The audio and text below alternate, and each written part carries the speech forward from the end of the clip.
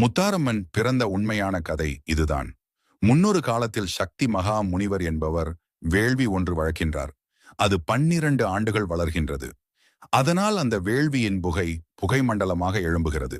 அந்த புகையால் உலகம் முழுவதும் இருள் சூழ்ந்தது. அதனை பார்த்த தேவர்கள் அனைவரும் சிவபெருமானிடம் வந்து வேள்வியை அணைக்குமாறு கேட்கிறார்கள். சிவபெருமானும் பார்வதி அம்மனை அந்த வேள்வி அணைத்து வருமாறு கூறுகிறார். பார்வதி அம்மனும் வேள்வியை அணைக்க செல்கின்றாள். அங்கு புகையில் பூதங்கள் ஆடி பாடிக்கொண்டிருக்கின்றன. அங்கே பார்வதி அம்மன் சென்றதும் அந்த பூதங்கள் பயந்து ஓடுகின்றன. அங்கு சென்று பார்வதி அம்மன் அந்த வேள்வியினை பார்த்ததும் வேள்வியின் வெக்கையினால் பார்வதி அம்மனுக்கு வியர்வை ததும்புகிறது. அந்த வேர்வினை கை கொண்டு வாரி வேள்வி மீதிலே விட்டெறிகின்றாள் அம்மன். அதிலிருந்து 3 முகம் 6 கரத்தோடு முத்தாரம்மன் வந்து பிறந்தாள். அவள் மட்டும் இல்லாமல் அவளுடன் சேர்ந்து 64 அம்மன் மார் வந்து பிறந்தார்கள். இதன்